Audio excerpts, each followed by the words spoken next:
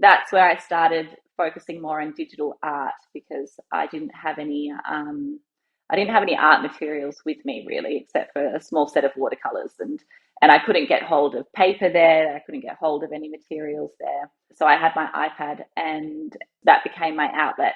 And that's where Aslan Ruby started. Welcome back to another episode of Lights, Camera, Crypto, the podcast exploring all things entertainment and Web3. I'm your host, Stephen Ladden, and this week our guest is Sarana Haeata. Sarana is the co-founder of the digital art studio Aslan Ruby and is a product of a Māori Australian family. She details in this episode how the Māori culture has influenced her as an artist, and also goes into detail about growing up with a father who is an artist. And what was really fascinating about this episode and hearing Sarana's story is how most folks who have an artist as a parent have described how having that figurehead has allowed them to feel comfortable pursuing the arts, feel comfortable pursuing art as a vocation. And for Sarana, initially having her dad be an artist, it pushed her away a little bit. She was like, oh, well, I don't want to follow in my dad's footsteps. That would be silly, that type of thing. So it was really interesting to then hear her story, hear how she got into Web3 and crypto and digital art. Ultimately, she answered her own call and followed in his footsteps. And just a really fascinating story of how she found both art as a career, digital art, and ultimately crypto and Web3 artistic realms. Let's dive in.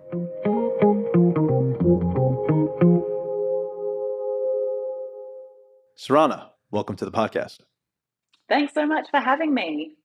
Sure thing. So you are Australia based. Is that where you grew up? Is that where you're from? Is that where the story began? Or did the origins exist elsewhere? Well, a bit of both, really. So, yes, I am Australian born.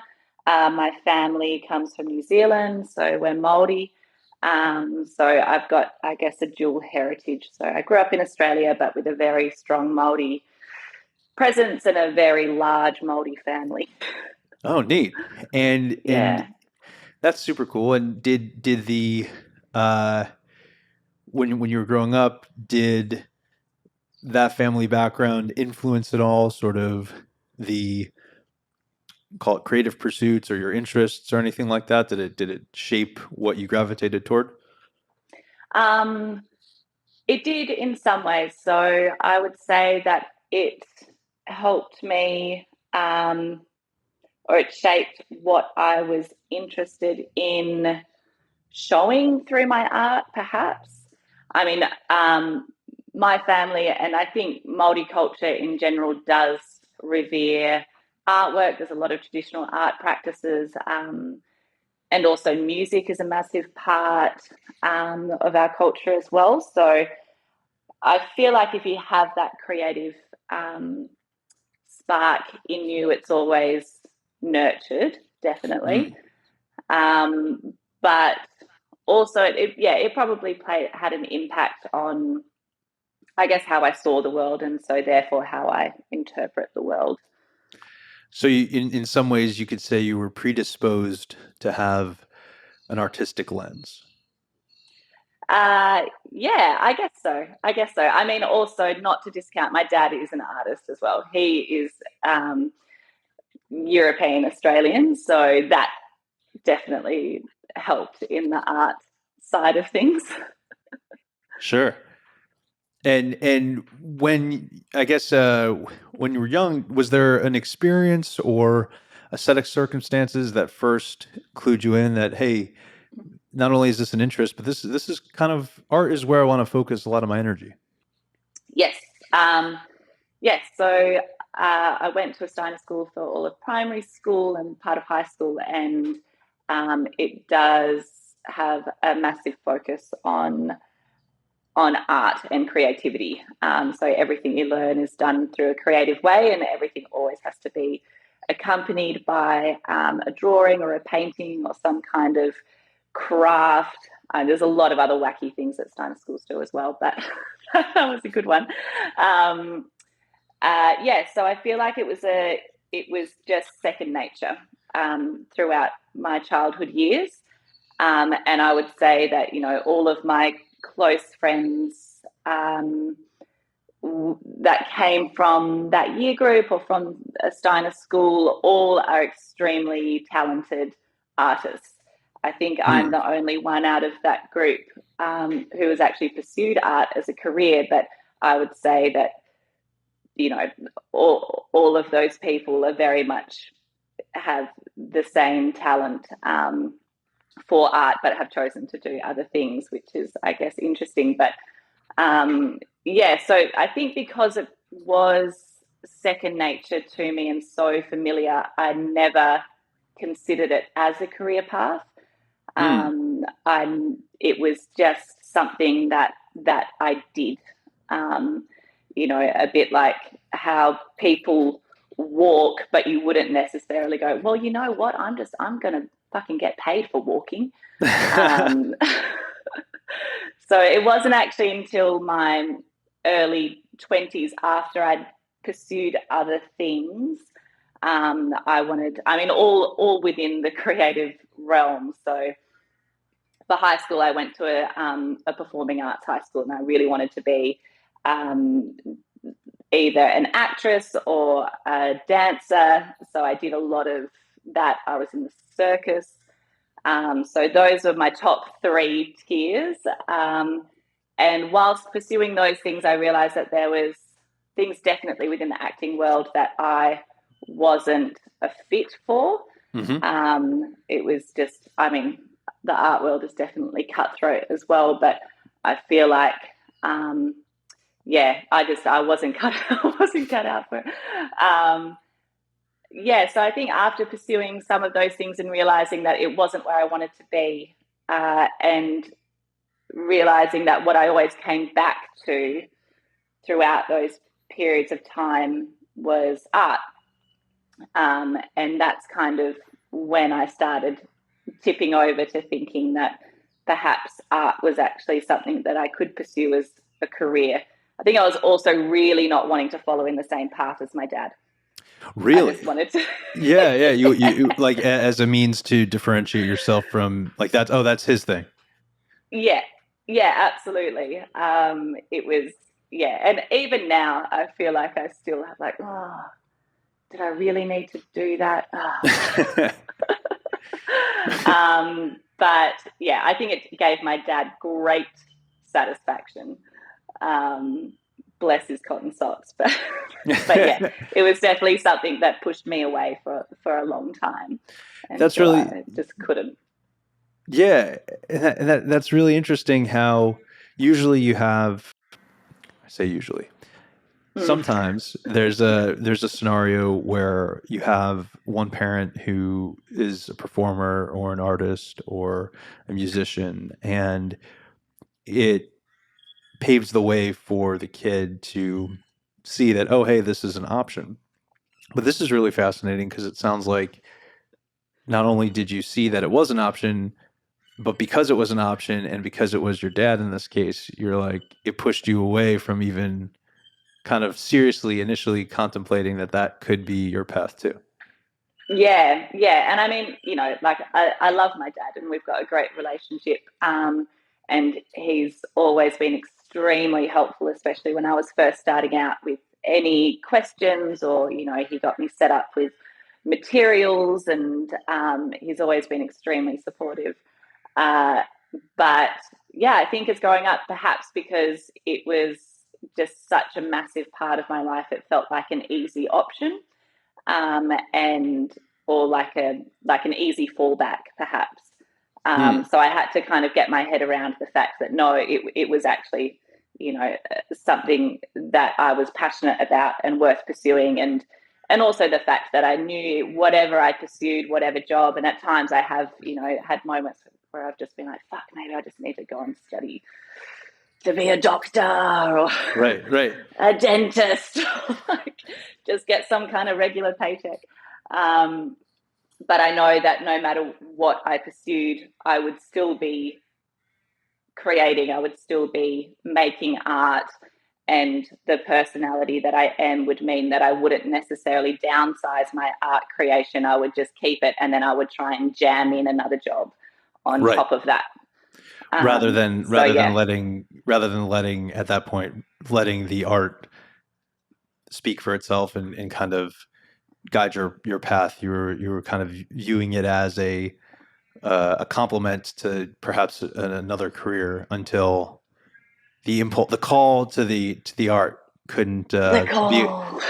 couldn't be ignored any longer. And you're like, No. Yeah, I mean, also I got pregnant quite young. I think I was 22 when I had my first daughter, and that was definitely a turning point for me, where I'd kind of been floating around and not really sure what I was, or not feeling any pressure either to necessarily commit to one single thing. But when that happened, I did have a shift in my mindset of needing to focus myself and needing to figure out what I was going to do, what I wanted to achieve, and that was art. And what kind of was that turning point? You said the getting pregnant with your first daughter. What gave you did it was it going back to dad and seeing that he had a successful career to then give you the confidence to be like, you know what, this, as much as I kind of push this path away, this can be a viable path? Is that sort of like what gave you that inspiration to find it, to not go the other way and become a dentist and squeeze in art when you could? Yeah, I mean, to be fair, I would never become a dentist because I'm actually shit at going to the dentist myself. But I think that I'm not sure. I don't at that point in time. I don't think I even had the brain space to reflect on my dad's career and what that could, what potential it could hold for me if I followed that path. I think it was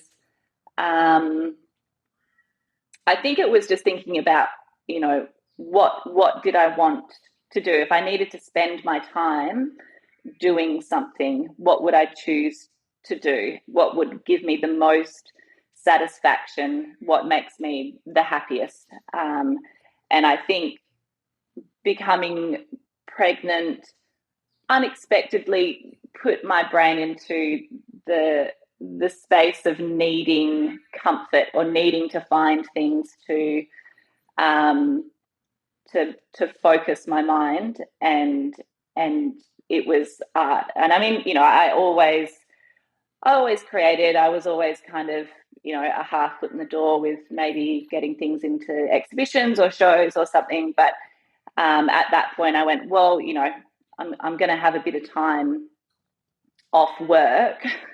I'm going to have time at home, and that was probably one of the biggest realizations as well. Is that if I want to give this a proper go, it's now. This time that I'm able to have on maternity leave and things like that. Like it's actually, it lends itself really well to creating art at home. And as you started to, it sounds like then that the circumstance of being pregnant afforded the time to kind of figure out what art you wanted to cultivate. Did you have an idea already of sort of what you wanted to create, or was that incubation period really provided to, did you go into the pregnancy knowing what you wanted to create, or did that kind of come about as you were figuring out, what do I want to do with my time?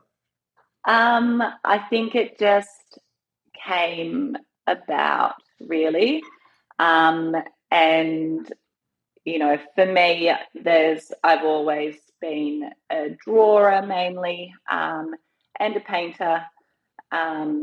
So I just I started working towards a solo exhibition that I ended up having when I was 9 months pregnant.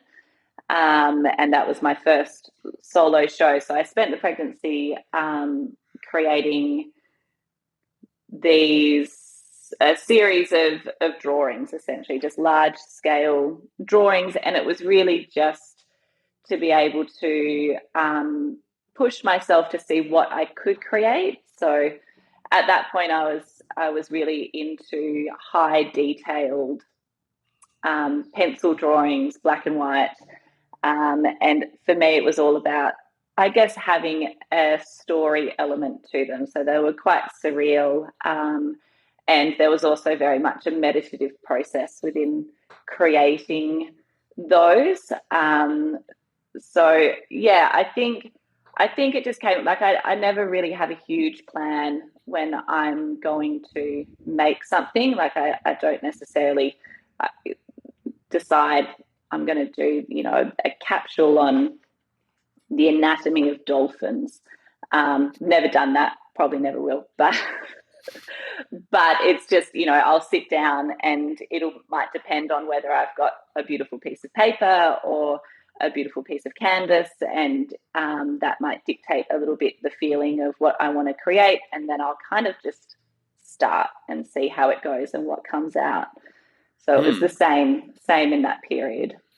Well, and you also had the benefit of an additional brain, Yeah. fueling fueling your inspirations. But cool that essentially, 9 months later, two projects were born: a human and Yeah.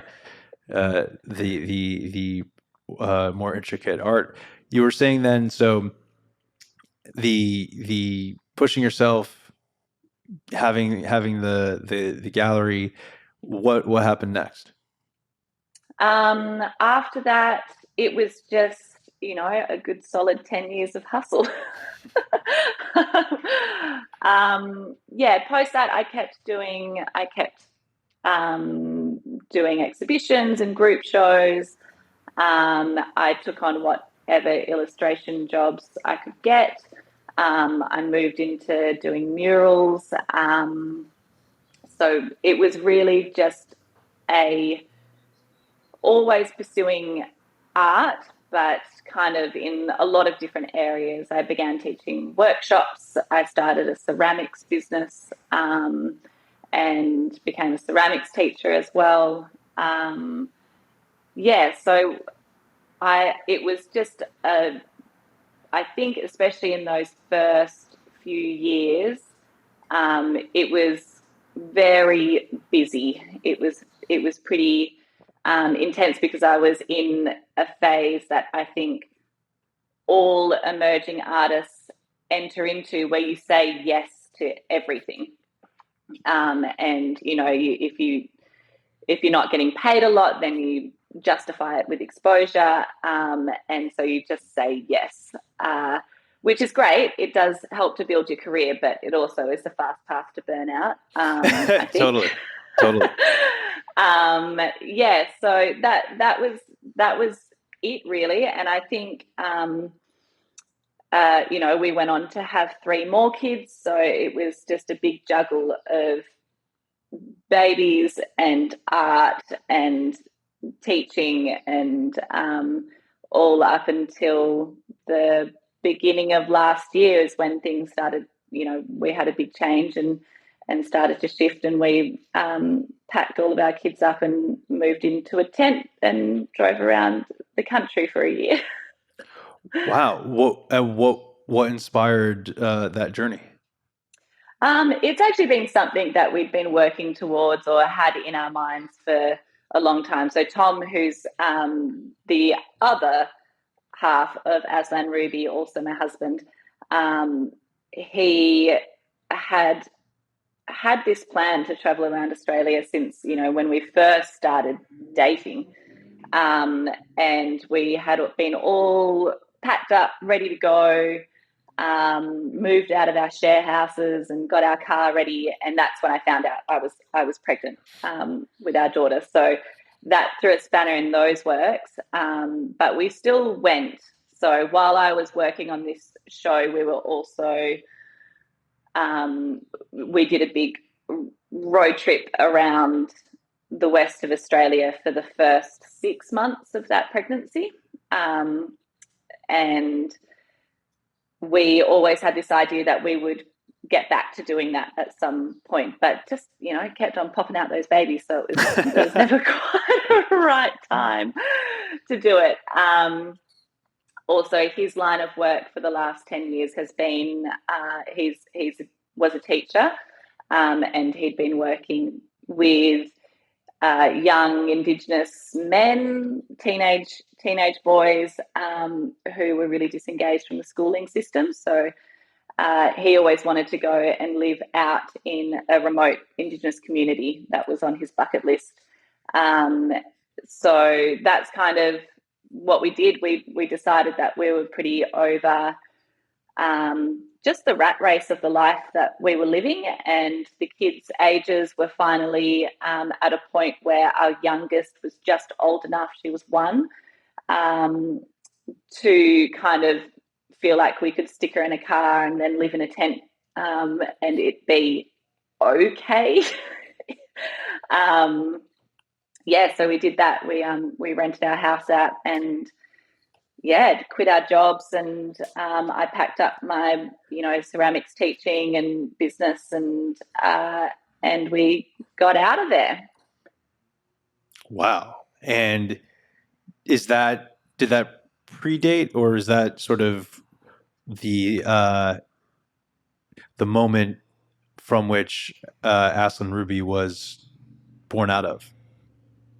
That predates. So at that point, I was pretty burnt out from just doing far too many projects all at once. I'd just come off the back of doing a massive mural after, I think, my 4th baby was maybe 8 weeks old, and I was back up a scaffold in like 40-degree heat painting this massive mural.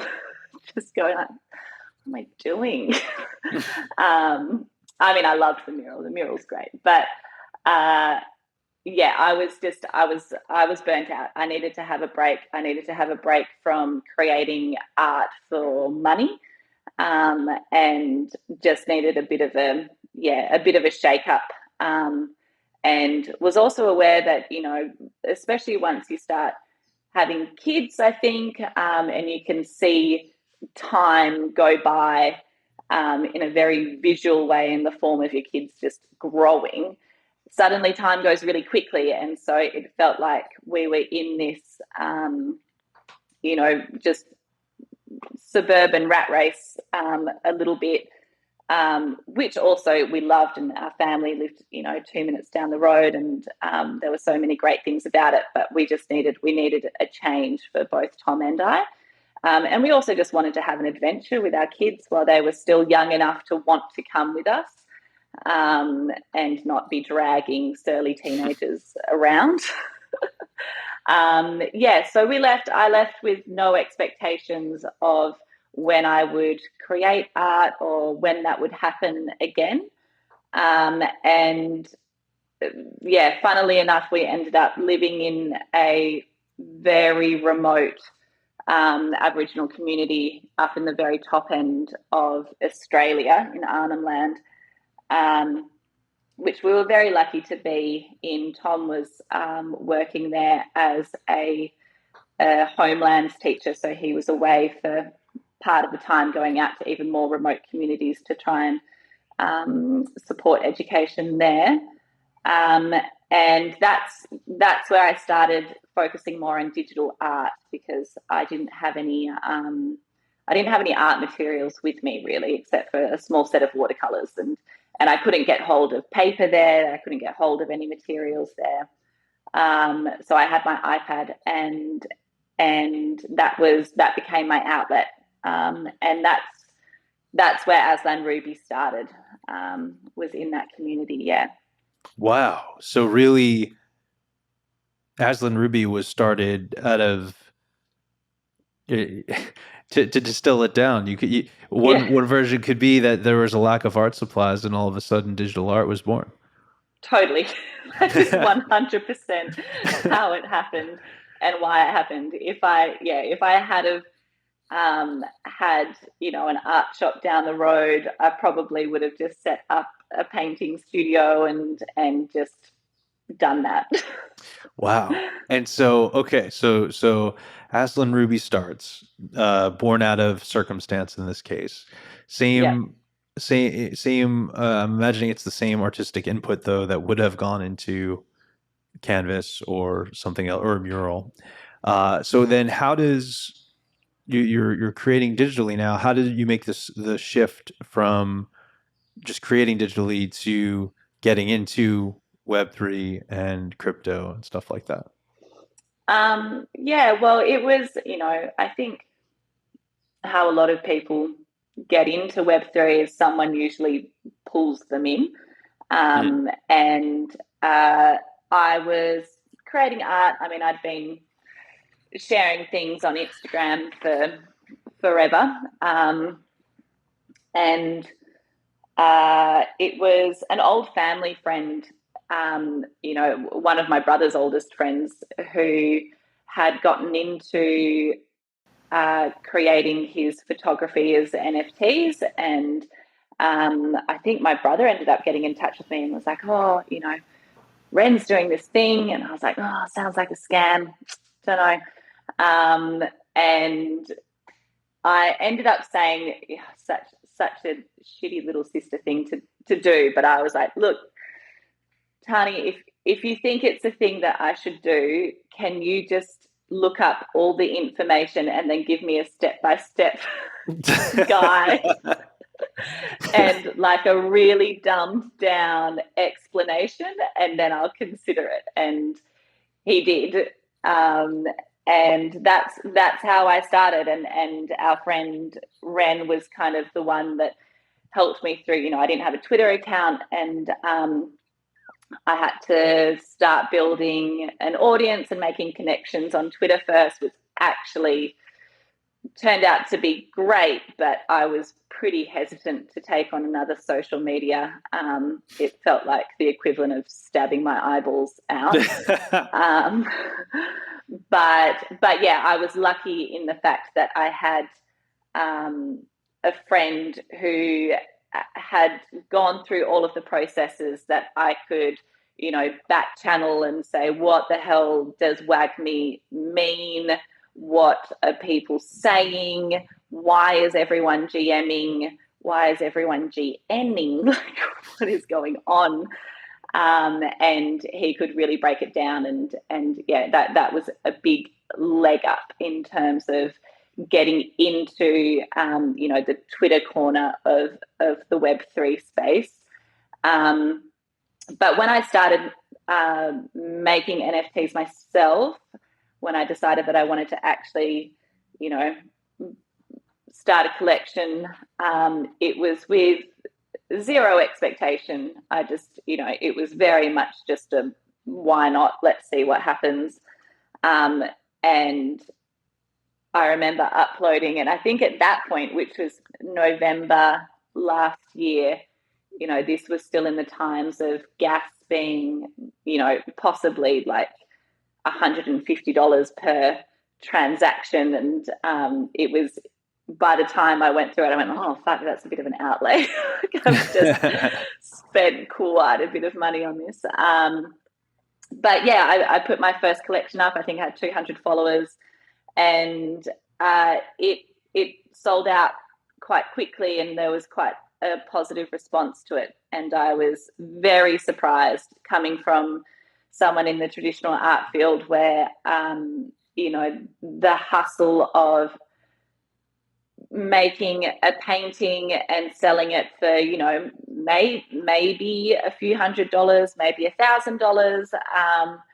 It was just this crazy turn where you could create art, but then you're selling the digital asset and not having to deal with any postage was the main thing. I hate the post office. So it just felt like, oh, like, is this real? Can this actually be a thing. And it was incredible. And so within maybe 2 weeks of me putting that collection up, I was on the phone with teams in the States wanting to do PFP projects, and very quickly I'd signed on to do 2 PFP projects kind of at the same time, and things just really escalated very quickly from that. And then because of taking on these projects especially, but also seeing the potential in the space and the connections that I was making, that's when we actually decided that we needed to leave the community that we were living in, because I needed to either not be the primary carer for the kids because I needed to have some time to work, and I needed Tom to probably be on board with me, to be able to actually handle the output of the volume of work that we were needing to put out. So we ended up leaving Maningrida, the community that we were in, and that's how we ended up in Alice Springs, which is not that much bigger. It's in the middle of we're just smack bang in the middle of the desert, but a slightly bigger town with paved roads and better internet. Right on. And wow, super fascinating. And so it sounds like then that the transition from starting to create digital art to then getting set up with the Twitter and the other, say, social media essentials, to then your first drop, to then you kind of, it sounds like you let the art speak for itself, and then it kind of helped push the path along the way it needed to be pushed. Yeah, absolutely. So I think I just, exploring digital art was always on my to-do list, but I just never had the time carved out to actually dedicate to it. And so having the time to actually really explore creating digital art, and I guess finding what my own my own voice within digital art was, what my aesthetic was within digital art, and what I placed importance on within that aesthetic, was a really gratifying process and something that I was very happy to do. So by the time I put my first collection out, it was when I felt that I was, I was on to the tip of what I wanted to explore within digital art. So it was really gratifying for me, who'd been, had been working towards being, I guess, financially independent, financially stable, and seeking that from an art career, which is not necessarily two things that go hand in hand. Sure. It was really nice to have such a positive response to that, in that space in particular, and then also to be able to leverage that to then keep on creating physical art as well. So it was just putting something out there, seeing what happened, and then it very much just took me on a ride all of its own. Right on. And what would you say creatively is the mission with the art? Yeah, that's a good question.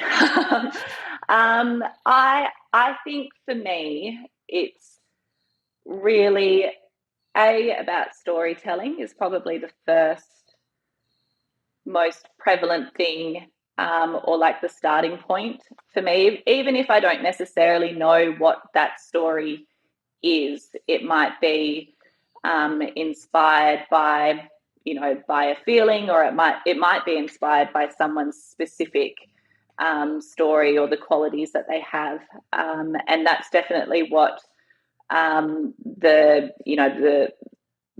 base for 63 Patron Saints, that collection was very much about telling these kind of shared stories that we have, especially as women or as non-binary people, and or just as people, and finding ways to, you know, make those stories relatable.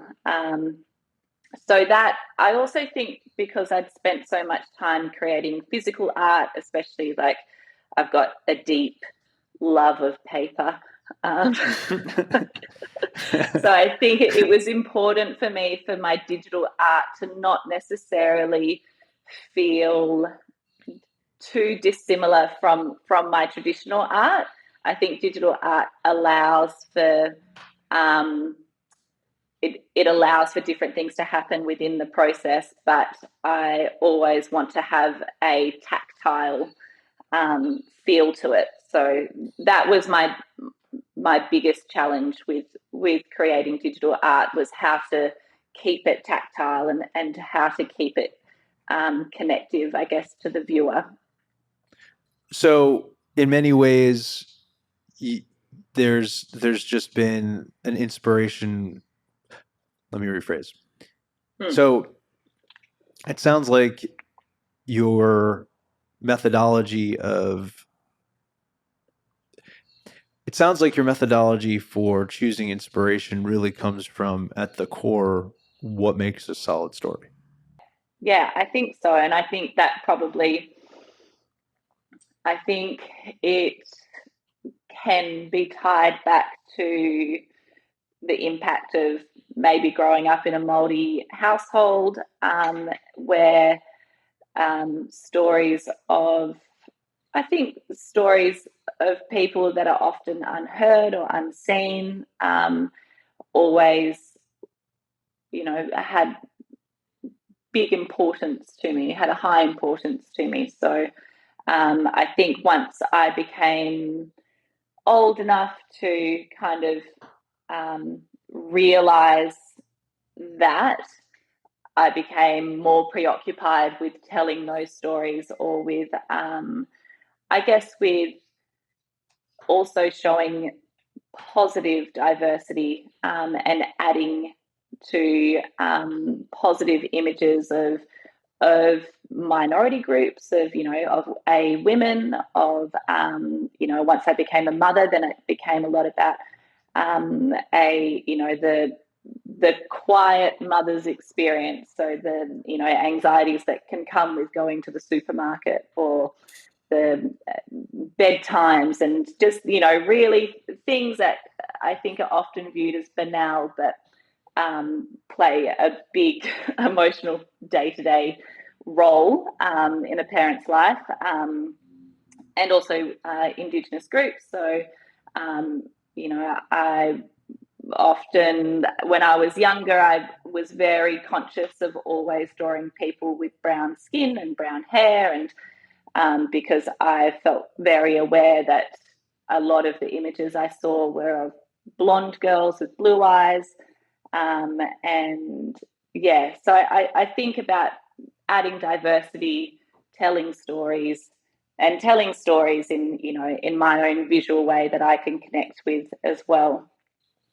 Right. And so it's also, I think, a lot of what you were saying is being present to the moment and being present to reality, and at least from your experience. And even when you said with the motherhood examples, I mean, those nuances of going to the store, you can miss them if you're not immersed in them, you know? So it seems really neat to kind of transmute both the experience, life experiences on a day to day, the diverse elements that you're speaking about, and kind of having that all culminate in a storytelling form of digital art. That's really neat.